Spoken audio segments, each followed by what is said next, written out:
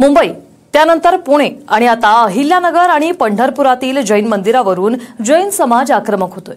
एकीकडे जैनांची जमीन बळकावण्यावरून वाद सुरू आहे, त्यात आता पंढरपूर कॉरिडॉरमुळे शेकडो वर्ष जुन्या मंदिरासाठी जैन आक्रमक झालेत।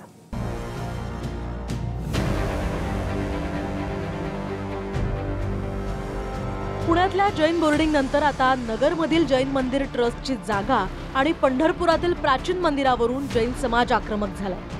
पुण्यातली जैन बोर्डिंगची जागा भाजपचे मंत्री मुरलीधर मोहोळांनी बळकावल्याचा आरोप रवींद्र धंगेकरांनी केला होता।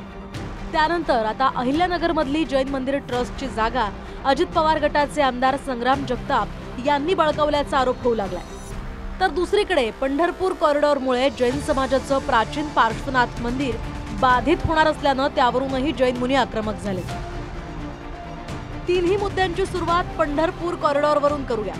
वाराणसी आणि उज्जैनच्या धर्तीवर फडणवीस सरकारनं पंढरपुरात कॉरिडॉरची योजना आखली आहे। मात्र रुंदीकरणामुळे प्राचीन मंदिरं, वाडे, मठांचं काय यावरून आता स्थानिकांचा विरोध आहे। हे पंढरपूर आहे, बाजूला वाहणारी ही चंद्रभागा, हे महाद्वार आहे। त्याच्या सरळ रांगेत पुढे गेलं की ही दर्शन मंडपाची इमारत, त्याच्या पुढेच मुख्य विठ्ठल मंदिर आणि पश्चिम दरवाजाकडे पाठीमागे गेल्यावर हा श्रीकृष्ण मंदिर चौफाळ्याचा परिसर। आता या चौफाळ्यापासून ते महाद्वारापर्यंतच्या रस्त्याची रुंदी ही साधारणतः 40 फूट आहे।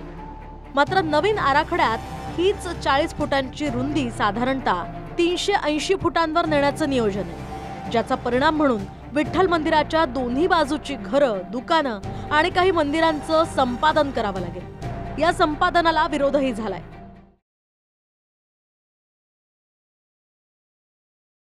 दरम्यान याच कॉरिडॉरमुळे सुमारे 550 वर्ष जुनं जैन पार्श्वनाथ मंदिरही बाधित होणार असल्याचा दावा जैन समुदायानं केलाय। पार्श्वनाथ दिगंबर जैन मंदिर देखील याच्यामध्ये बाधित होणार असल्याची नोटीस खरं तर या मंदिराला प्राप्त झाल्यानंतर जैन समाज खरं तर आक्रमक झालेला आपल्याला पाहायला मिळतं। या खरं तर कॉरिडॉरला हे मंदिर बाधित होऊ नये अशी मागणी खरं तर या जैन समाजाने केलेली आहे। खरं तर हे 550 वर्षापूर्वीच्या ह्या मंदिरामध्ये या मूर्त्या असल्याचं त्यांनी खरं तर सांगितलेलं आहे। आमचं जे मंदिर आहे ते 550-600 वर्षाखालचं आहे। ते या पंचक्रोशीतली 500 ते 550 घर आहेत जैनाचे, पर ते हे इतकं जुनं आणि प्राचीन मंदिर आहे। या मंदिरामध्ये शिसम आणि दगडी भुयार आहे 20 फूट खाली। तर हे मंदिर आहे, ह्याला बाधित होऊ नये आम्ही अशी शासनाला वेळोवेळी विनंती केलेली आहे। तरी पण अजून काय जर नाही झालं तर अजून किती आक्रमक होता येईल तेवढं आम्ही पाहणार आहे। हेरिटेज किंवा शासनानं जर म्हणलेलं आम्ही जुन्या काय वस्तूला हात धरणार नाही किंवा काय करणार नाही, असं असताना सुद्धा आम्हाला काय ठोस सांगा नाहीत की आम्ही तुमचं मंदिर घेणार नाही असं। पण नोटीस तर तुम्हाला आलेली आहे, नोटीस आलेली आहे, आम्ही नोटीस आलेली आहे कलेक्टर साहेबाची, त्याला आम्ही समर्पक उत्तर दिले। सरकारच्या कॉरिडॉरमुळे पुण्यश्लोक अहिल्याबाई होळकर वाडा, शिंदे सरकार वाडा, पार्श्वनाथ दिगंबर जैन मंदिर, हरिभक्तपरायण प्रसाद महाराज अंमळनेरकर मठ, हरिभक्तपरायण माऊली महाराज शिरवळकर मठ, हभप बाळासाहेब देहूकर महाराज मठ, हभप बाबा महाराज जालनापूरकर मठ, हभप वडगावकर महाराज मठ असे मठ, मंदिरं आणि वाड्यांना संभाव्य बाधित म्हणून नोटीसाही देण्यात आल्या। हे वाद सुरू असतानाच अहिल्यानगरमधील जैन मंदिर ट्रस्टची जागा आणि पुण्यातील जैन बोर्डिंगच्या जागेवरून सुद्धा आरोप प्रत्यारोप सुरू झालेत।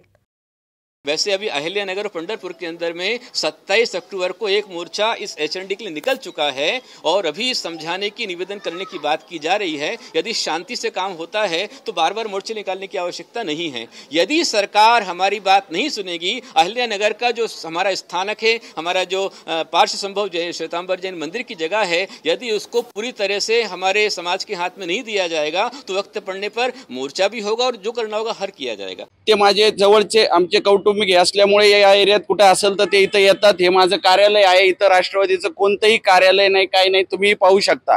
हे सबशेल सगळं फक्त नगरच्या जनतेला येड्यात काढायचं काम आहे। रवी लव्हेकर, TV9 मराठी, पंढरपूर।